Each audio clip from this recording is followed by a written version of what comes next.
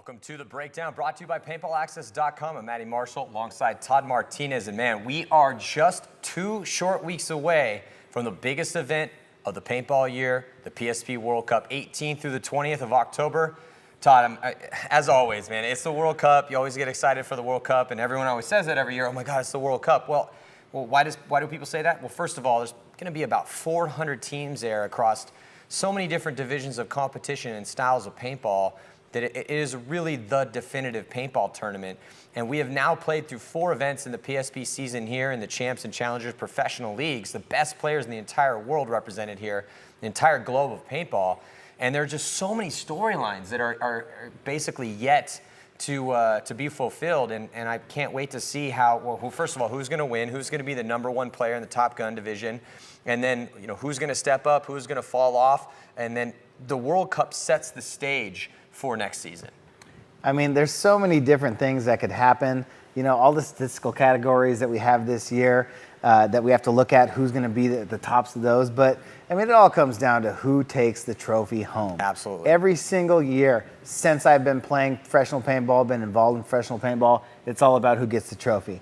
It's all about counting how many World Cups you have at the end of your career, and this is going to be one of the biggest ones ever. Well, exactly, and because there's so much at stake, as always, there's a lot at stake for the World Cup, but now the spotlight really has started to shine on these top players and these top teams, and these people are working so hard for this, and man, I don't know who's going to win. I mean, the way I look at it, between the top 4 teams, we're talking about Dynasty, Damage, Impact, and Heat.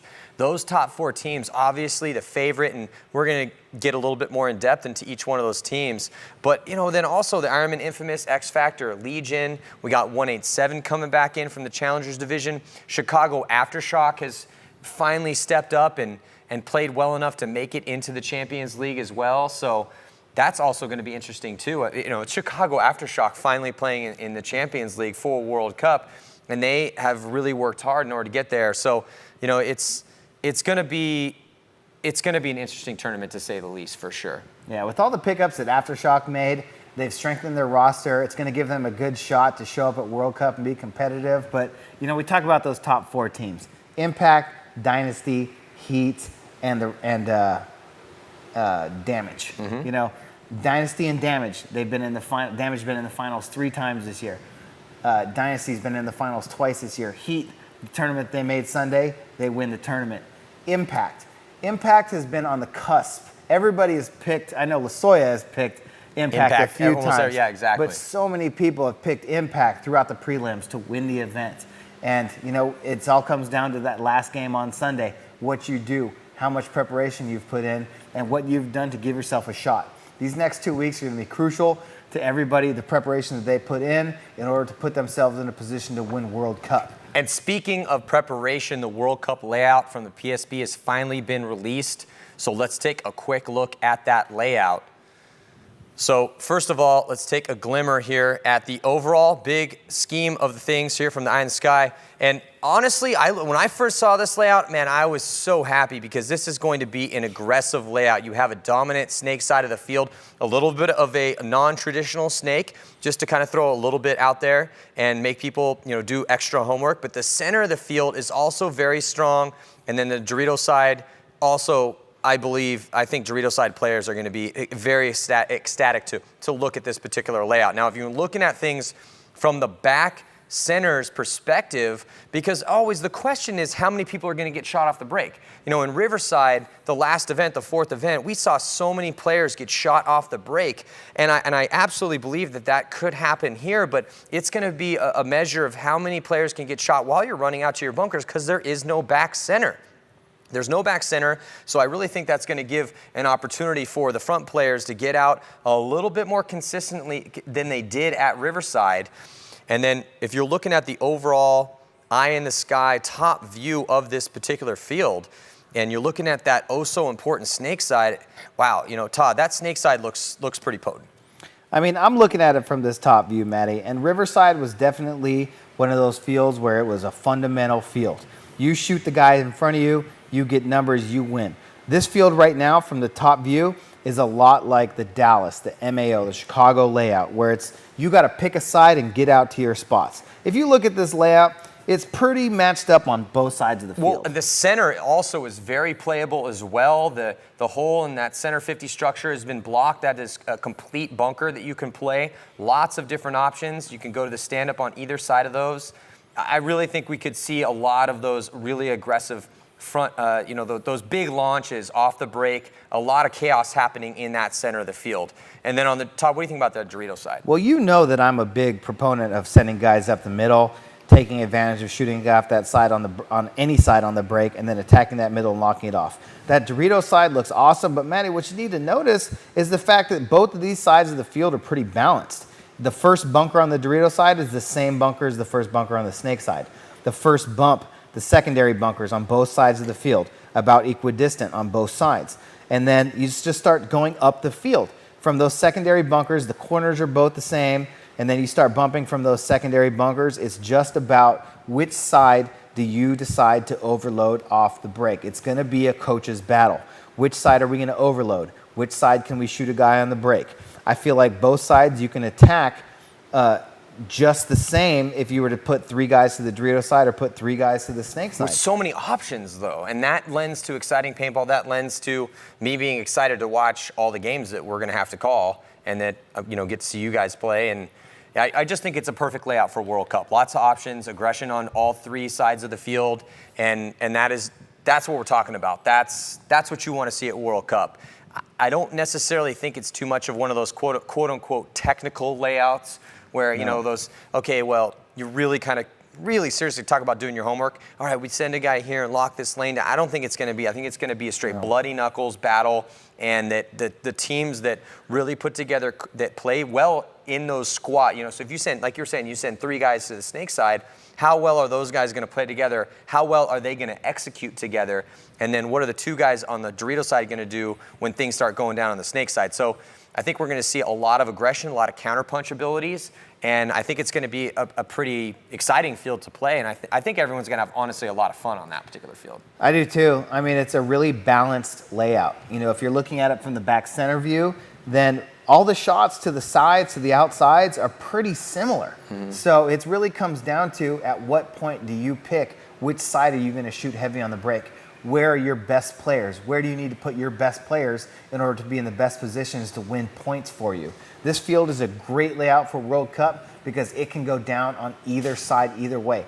In Riverside, it was all about who can do the fundamental tasks, who can shoot somebody on the break, who can recognize the situation, who can read that option and then make a move. Here, it's about which side do we want to attack, because both sides are balanced. Both sides give you equal opportunity to get up the field, get kills, and win points for your team. All right, so let's go back to, we're going to get to the schedule here in a second and highlight some of what we think are going to be the interesting games. But honestly, you never really know what the interesting games are going to be, especially when you add, the whole challenger side of things in too. And, we're going to be focused, obviously the webcast is on the Champions field. There's going to be some challengers games on there as well, but who's going to fight through the Challengers League and earn a spot to play in the Champs Division for 2014? We're going to find out in 2 short weeks. But let's talk about the top 4 teams real quick. What do you think about San Diego Dynasty? I mean, San Diego Dynasty they finished first at the first event, first at the second event. Everyone was like, oh my God, Dynasty is back on a roll. I wouldn't say they'd have a terrible year last year, but as far as their standards are concerned, they had a terrible year in 2012. 2013, they have their new coach, Rusty Glaze, really finding his form, I think doing a masterful job of dealing with the talent and the experience and the new guys that they had picked up. And when you look at how many points that each one of those guys has played on their team, Rusty Glaze has done the best job of utilizing his entire roster out of anyone in the top 20 teams in the Champs and Challengers division. And then they went into the Chicago event, took second, and then took 5th at the last event, which honestly, I think that's going to put them in a very hungry state for World Cup, because now it's been it's been some months since they had sat on that podium, so they should probably come in pretty hungry for World Cup, which honestly, historically, they haven't won in a numerous amount of years. It all comes down to the little things. In Dallas, it was that one game, the couple moves by Oliver and Tyler Harmon to be able to pull out that game against Infamous, to give them a shot to play in the finals, to give them a shot to go and beat Damage and win that tournament. At the next tournament, it came down to them recognizing how to play the field. Go back, watch the tape. Rusty Glaze says we're doing the same exact thing. every time. And Yosh stepping up too. It came down to them executing. The next tournament, Heat has missed it by just the slightest margin, just missed playing that semifinal and that finals game. Heat wanted it more. So they pushed harder, they made those adjustments, they played harder, they came back and they won that tournament. In the last event, if it wasn't for that Heat Dynasty game that came down to overtime, Dynasty goes home by this much. Yeah. Everything matters when it comes to these tournaments now. Champions Division, Challengers Division. Only top 4 make it to Sunday. Every single little thing counts. Go back and watch Jason Trojan's interviews. You know, he says, we played good paintball, but we didn't do a few little things those first couple events. They took care of those things. The third event, Chicago, came back and they won. Damage, I'm sure they felt the same exact way those first 2 events. Getting those second places, they made the small adjustments. Kevin Bredthauer doing the things that he needs to do to understand how these tournaments work, make those adjustments, come back and win Riverside. Well, let's talk about Damage, because Damage second, fifth, first. Beginning of the year, Dynasty, a little too much for them. And we did a podcast, actually. Check it out. It's me, Rusty Glaze, and Skinny Kevin. So I had the coach of Dynasty and the coach of Damage right after those battles had taken place. So it was kind of interesting to pick their brains. But Dynasty was just peaking at that particular time. And Damage, man, they have such a solid roster. They've been doing it for so long. And when you've been doing it for so long and you have had pretty much the same roster, and well, okay, I take it back a little bit. I mean, last year was a little bit of an anomaly for Damage, as you know, they had Baines and they had Alex Goldman and they lost those guys. But this year they came in, they're like, all right, well, it's just our boys again. And they came out smashing this year and took a couple second places. Then similar to what happened with Dynasty at the last event. That's what I'm saying. Damage goes into Chicago, takes 5th, is not able to play on Sunday, and then they come back and win the next event. So, but that's the thing. I mean, honestly, with these top 4 teams, when we start breaking down the odds, I mean, you know, Dynasty, Damage, Impact, Heat, these teams are so evenly, so close that it's who wants it more. Like what I was saying, you hear us say the same stuff all the time. Because it really is very much about who wants it more on that particular day, who's executing on that particular day. They all prepped before the event. They all practiced for multiple days. I mean, you talk about these guys' practice schedule. You know, when I'm talking to these guys, I was talking to Tim Montresor from Impact, who's ranked 3rd. So, you know, Dynasty 1st, Damage 2nd, Impact 3rd. And he's like, yeah, you know, we got practice coming up this week against Damage, and then we go, I think it was Damage this week, and then they travel again, more practice, then they go to Florida, play on Tuesday. I mean, basically it's like the 2 weeks before the event for the top teams is just filled with tons of different practicing, different teams, getting different looks, traveling different places, and then they go to Florida or wherever it is that particular event is. But they're just putting all that time in, and with Impact, you know what's interesting with Damage though is that Damage keeps having all these teams come to them to play.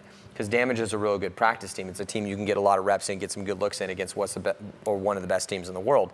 But now heading to Impact, I think that, you know, Impact 4th, 3rd, 2nd. I mean, you couldn't be more of a bridesmaid than that.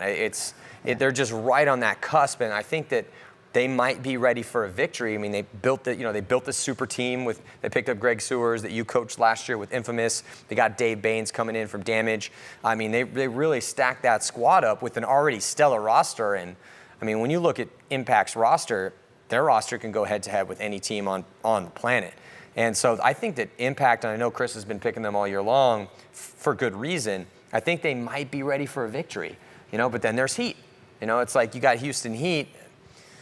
I mean, Houston Heat won Chicago, and they took, you know, it was like 2 5ths, 5th in the first event, 5th at the second event, a 1st, and then a 4th. So they're still quite always right there.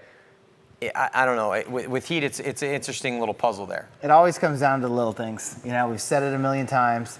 Everybody thought last year at World Cup that Damage was going to win because Damage was so dominant. They picked up Alex Goldman right before the event. He comes in, he plays stellar, but guess what? On Sunday, when it mattered the most, when who wanted it the most, Houston Heat stepped up and they won the 3rd tournament that season. Well, hey, so, I mean, when I just came back from the CPS event in Milan, Italy, and it was an awesome event. It's great to see European paintball alive and thriving. So many different players from different countries over there. Art Chaos won the event, and the 3 Russian players from Houston Heat play for Art Chaos over in Europe, and it's well, except for Sergey. Sergey so nice quote. He does not play on that team right now, but they got Mishka. They have Malloy from Moscow Red Legion, and then they also have Konstantin Fedorov. They got Kyle Spica from Dynasty. I mean, Art Chaos is no joke. There's been some rumblings that Art Chaos is potentially trying to get into the league next year. And so, I mean, that kind of, I mean, it doesn't take a big logical jump to think, okay, well, what happens then? We got Houston Heat heading in to defend their world title that they won last year. Houston Heat has won 4 of the 9 events that they've played in the PSP. You want to talk about a super team? That's a super team. That's unheard of. It's never happened before. 4 of 9 events. They won Chicago this year, 3 events last year, including the World Cup. So they are the defending title holders coming into this event. But, what happens? I mean, what if the Art Chaos owner decides that, hey, I want to come, because we've heard that, those rumors, if they want to come into the PSP, are they going to take those guys? Who else are they going to grab? I mean, it creates a situation where Houston Heat might play their last event with Mishka and Fedorov, which would be the end of an age for that team. I don't know. I mean, it's going to get interesting, but we're going to head to a break real quick. We'll be right back in just a second. Don't go anywhere.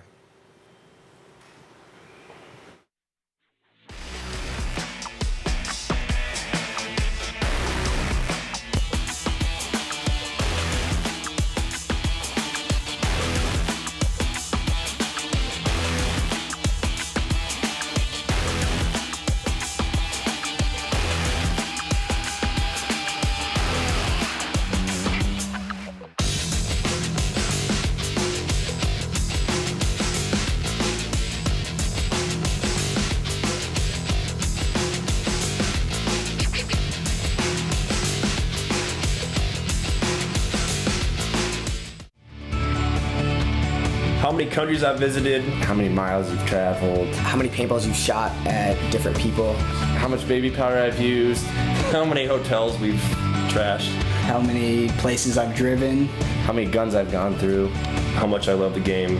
It's all the times that you had to tell your family that you couldn't be there for this or that because you were going to play paintball. How many friends I've gotten out of it. That's just why I love paintball. That's why I love paintball. That's why I love paintball. But that's why I love paintball.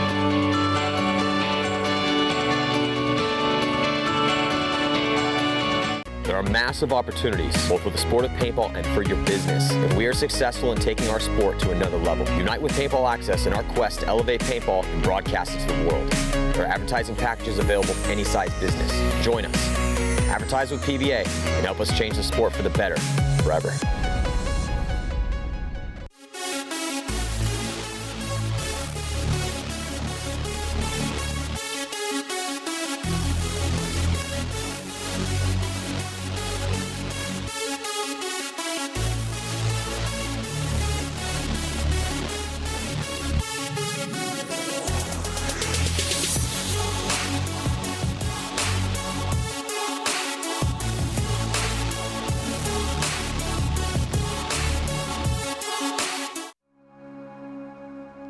No one can tell what lives inside you.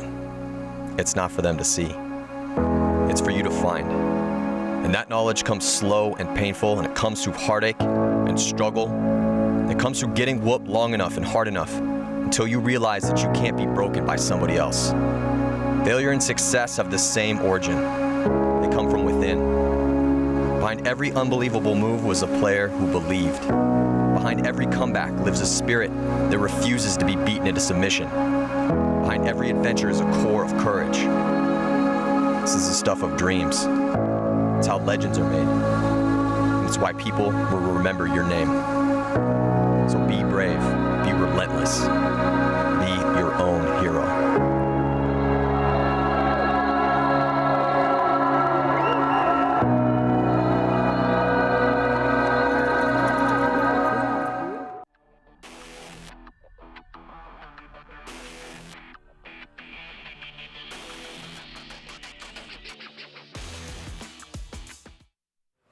All right, welcome back to The Breakdown, brought to you by PaintballAccess.com. Matty Marshall with Todd Martinez. World Cup just a few weeks away, and we were talking about, Art Chaos potentially coming in. Not really sure what's happening with that yet, but Art Chaos potentially coming into the PSP next year and its repercussions. But talking about a European team, we have some news to break for you guys, and this is honestly, to me, very disappointing news.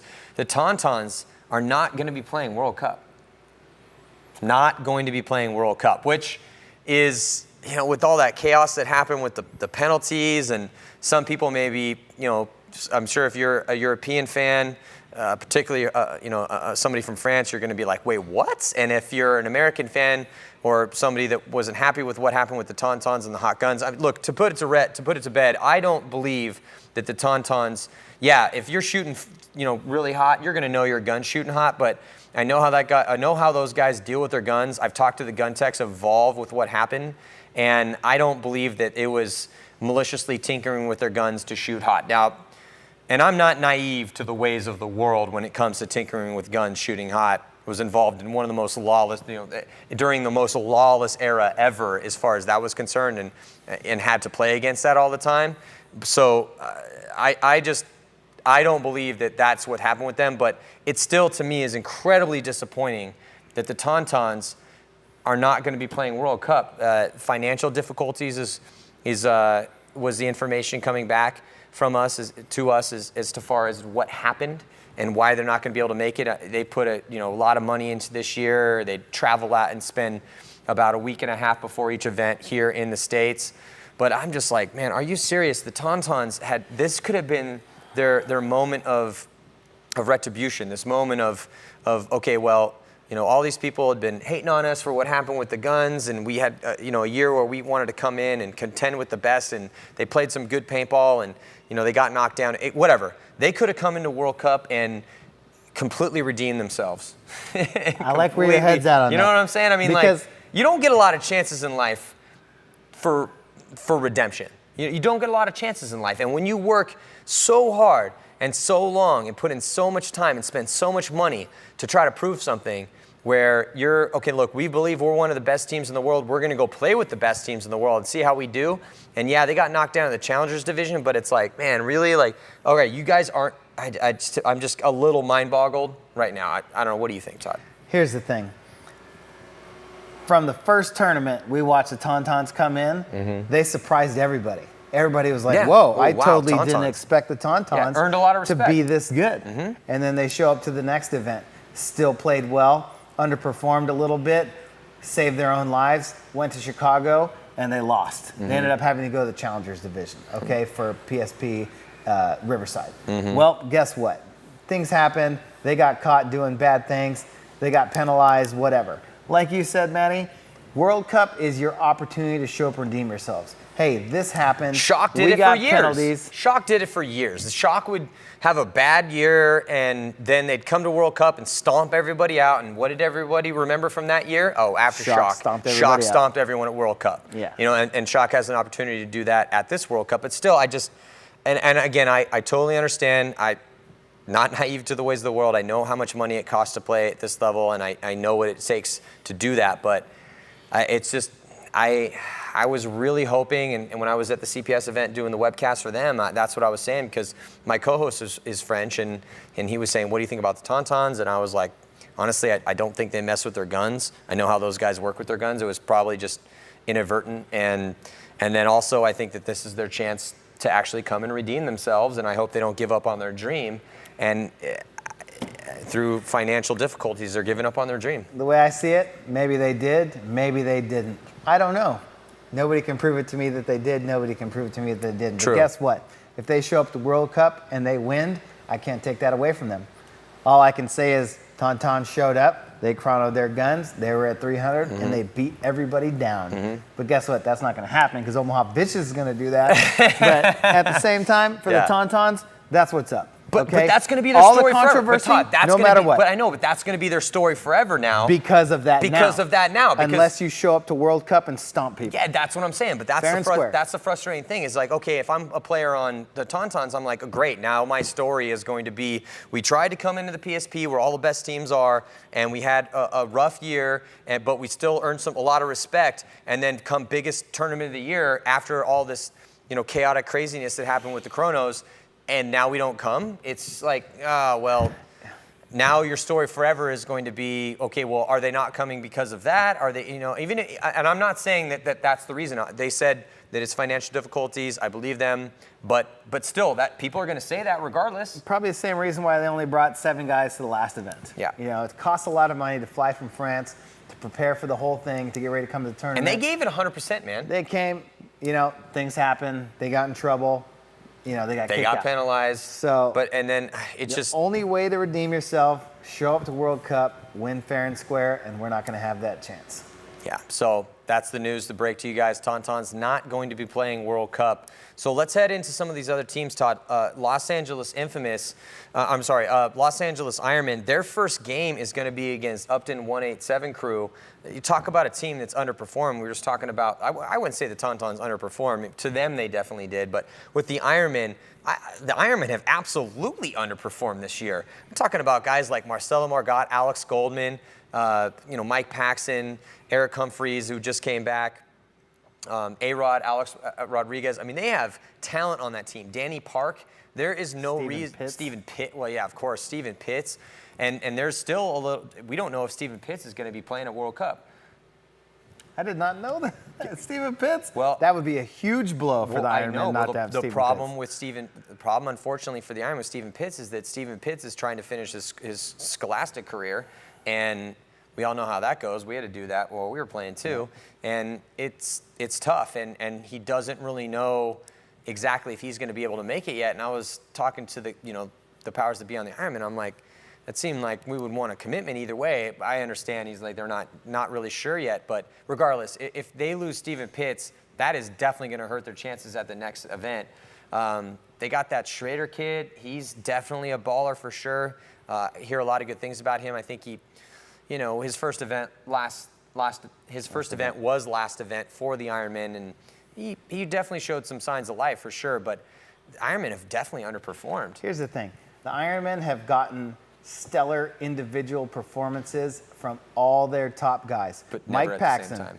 Alex Goldman, Marcelo Margot, Stephen Pitts. Every single one of those guys have had awesome games. But what they need to do is have all those guys play together at the same time and put together a great team performance. Danny Park is doing a great job when he gets in there, getting up the field, getting kills. It's about capitalizing on those advantages that their front guys create for them. Alex Goldman, you listen to Marcelo Margot sing his praises all this time. And Marcelo Margot is the guy that needs to step up and be the man on that team, but it really comes down to those guys all doing it together. Well, I totally agree with you, and it is so hard, though, to have everyone coalesce and to have a cohesive unit at the same time. It's tough, though. I mean, the Ironmen, they have 187 crew their first game. Then their next game is against Dynasty, and then their next game on Saturday morning is against Moscow Red Legion. Well, let's notice here real quick that the brackets for World Cup are the same exact brackets. It's how the numbers worked out. It's just the way the rankings fell. But the brackets for World Cup are the same brackets for Riverside. Dynasty, Russians, Heat, Ironmen in the same bracket. The only addition is 187. Vicious is out, back to the Challengers division. The other bracket, Damage, Infamous, Shock, Impact. Top Gun is out. X Factor is in there. I'm sorry. Damage, Infamous, Impact, X Factor. Top Gun is out. And Shock's in. Shock is in. Yeah. So, I mean, if you ever wanted a chance at redemption, you're getting the same bracket you had last event for all these pro teams. So all the top tier pro teams that are in, that want to fight against the teams that they've been having battles with all year, this is the opportunity to do it. Yeah, and the Ironmen, you're right. It's the same thing as the team that's ranked right below them. So the Ironmen are ranked 5th, Infamous is ranked 6th, and just as the same as the Ironmen, who have a lot of experience and a lot of stars, and then a bunch of young, hungry guys that are trying to prove themselves, well, boom, go to Infamous, Los Angeles Infamous. Let's talk about them for a little bit. 3rd best finish of the year at the first event, and then it was 7th, 7th, and 8th. Not a good year for Los Angeles Infamous. I mean, they were basically fighting for their lives in those relegation games, because how it breaks down is on Sunday morning, the bottom 4 teams in the Champions League have to play for their lives and to avoid getting relegated. Now, Infamous dominated all the teams that they had to face in those relegation games, but still, they kept finding themselves there. Not the way that they saw this year going, especially coming off of last year. And I feel, Todd, you could probably speak to Infamous as good as anybody can, because you coached them last year, and it has essentially the same roster, except for Greg Sewers, who went to Impact. But they have essentially the same roster. And, they took, again, first at Chicago last year, and then fell off a little bit, didn't have the the best. They didn't play that great at the last two events. Then they head into this year, third at the first event. Like, okay, third's not bad at all. And then sevenths and eighths. I mean, that, you know, they did, but and that's the same story the same song you just sang for Los Angeles Ironman has definitely been the issue with Los Angeles Infamous. Yeah, it's a testament to consistency in this league. The difference between heat, not making the top 4 in the first couple events, and then winning the next event, those small things, it's the same thing between taking a 5th or taking a 3rd or 4th and then taking a 7th or 8th. It's really all about those little things. It's about consistency. It's about producing. For Infamous, it's about getting production out of their front guys. Losing Greg Sewers on the Doritos side was huge because Greg Sewers was a consistent guy that could play almost every point, if not every point, and be effective. And then on the Snake side, last year on the Snake side, it was a group effort. It's like when you talk about in football where you have multiple running backs instead of one star running back. It was a committee. It was, I can get this guy on first down, this guy on second down, this guy on third down. It's the same thing for Infamous last year.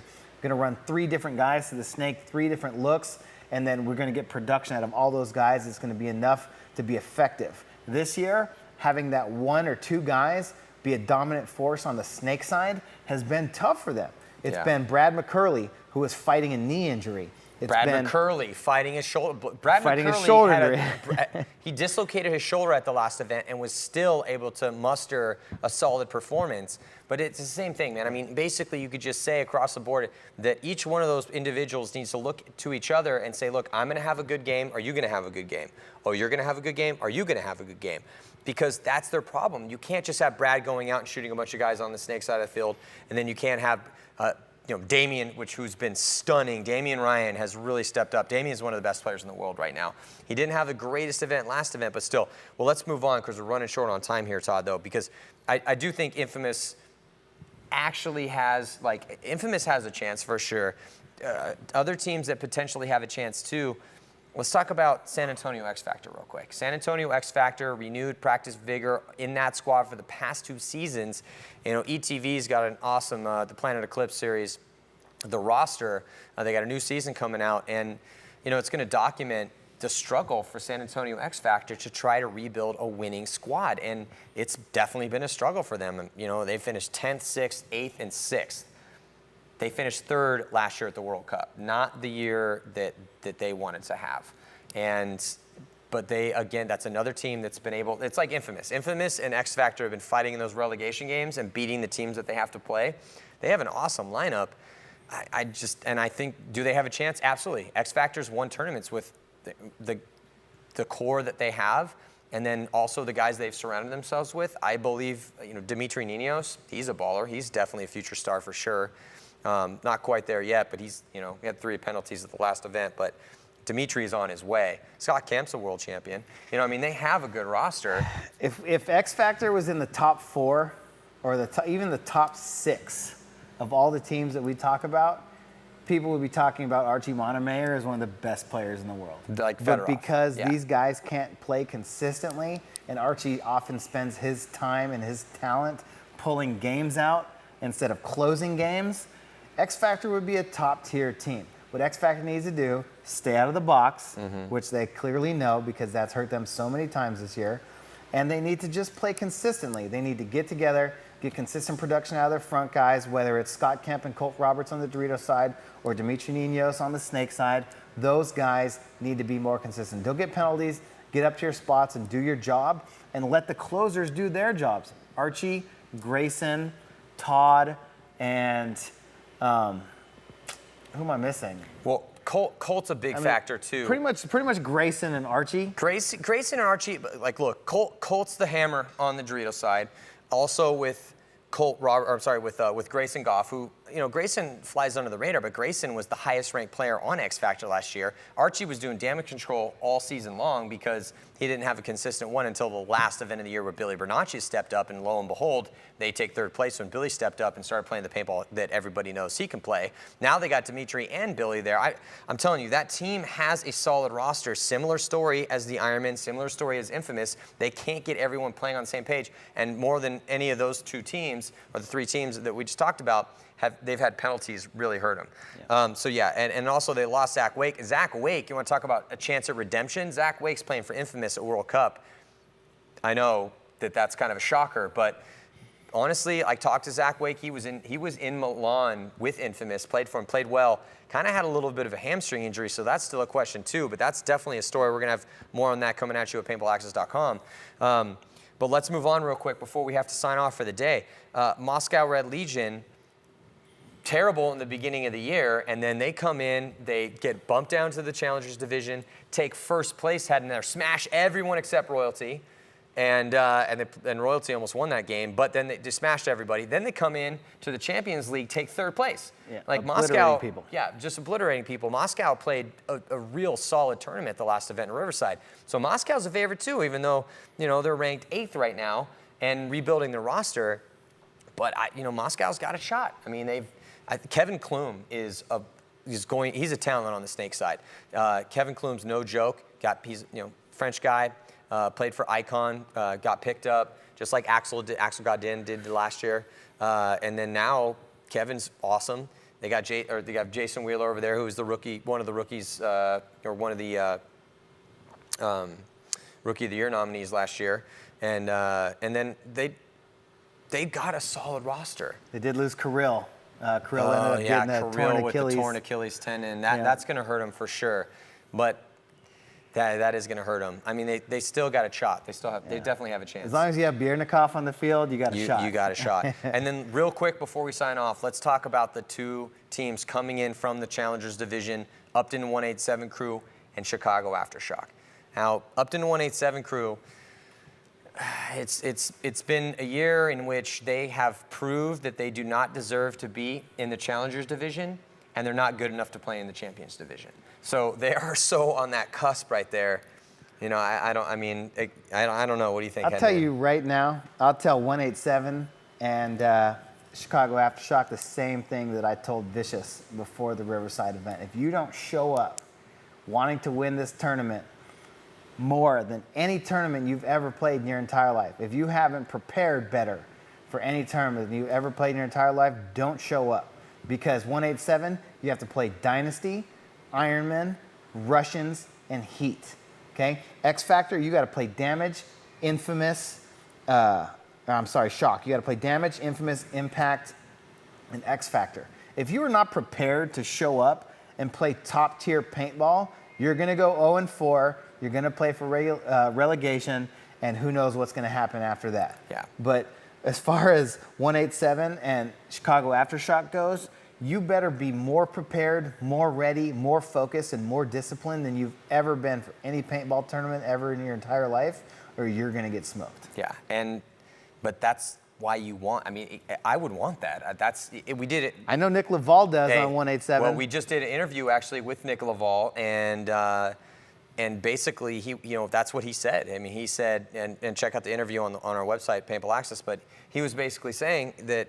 I asked him, well, what rivalry do you guys have with any teams? And he's like, honestly, if anybody hates us, I don't know. We don't really hate anybody. If it makes you, I understand people want to watch rivalries, but I hate everyone in equally because I don't want any team to beat us, so I hate everyone equally.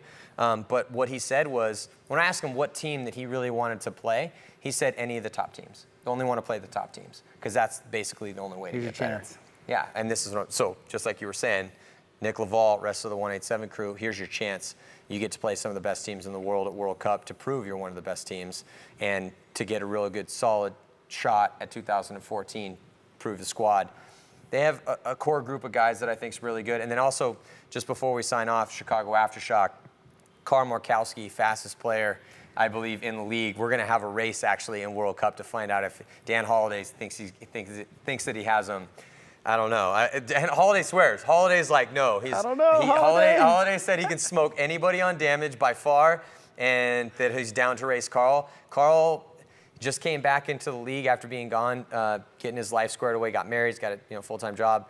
But He's the fastest guy I've ever seen play the game, played for a long time, and we raced Carl against everyone, the best, fastest guys that everyone had to offer, all divisional pro teams. Anyone that stepped up to race Carl for about 5 years, he never lost a race. He's a freak of nature. So I can't wait to see. I'll take Carl. That's what I'm saying. I got money on Carl for sure, too. Any so, day. yeah, so.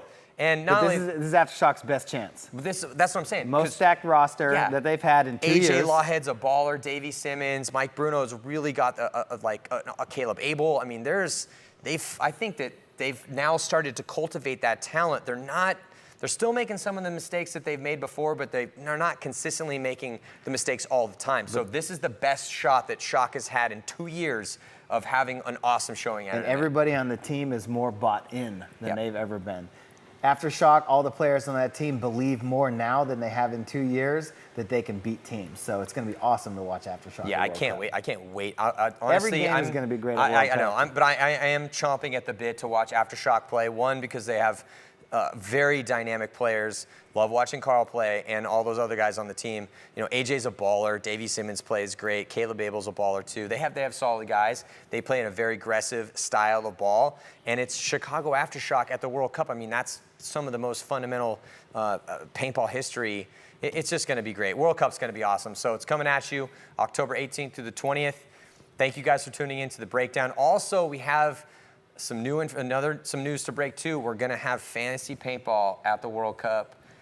We're going to be unveiling that as well too. It's the beta test for Paintball Access. Draft me. Yeah. I don't know if I can get picked. Pick me. No, we don't have coaches yet, baby. We don't have coaches. We're going to have a Todd Martinez. We're going to have a Todd Martinez, though, coming in from 2006. It's going to be pretty tight.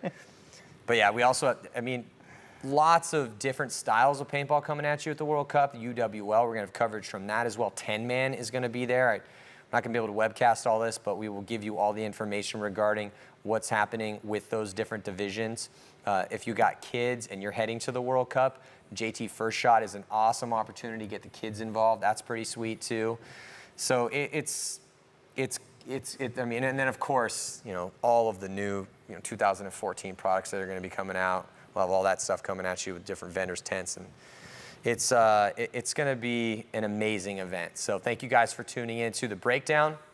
I'm Matty Marshall with Todd Martinez, and we will see you guys in just a couple weeks.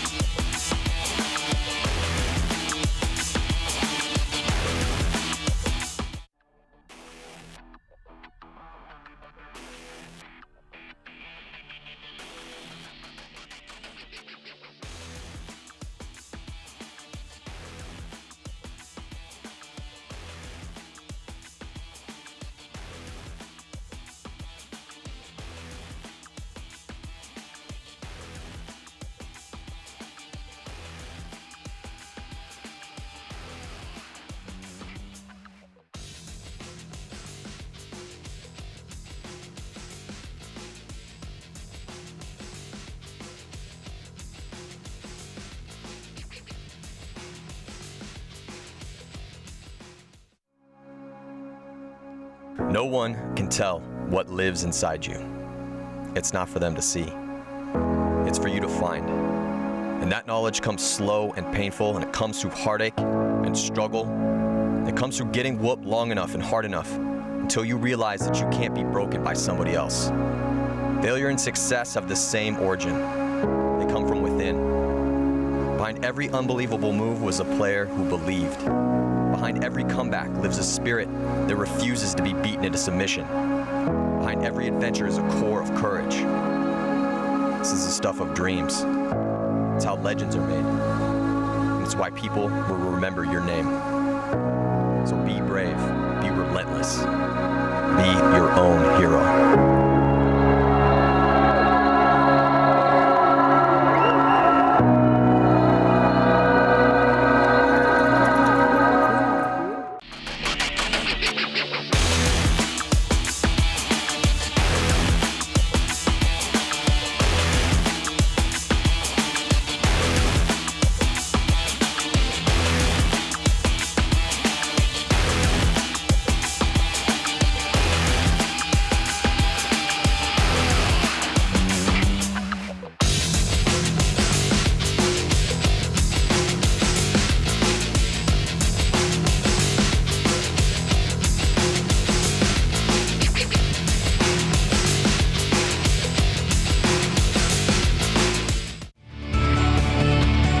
how many countries I've visited, how many miles you've traveled, How many paintballs you've shot at different people.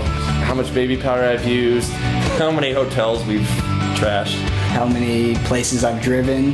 how many guns I've gone through. how much I love the game. It's all the times that you had to tell your family that you couldn't be there for this or that because you were going to play paintball. How many friends I've gotten out of it. That's just why I love paintball. That's why I love paintball. That's why I love paintball. But that's why I love paintball.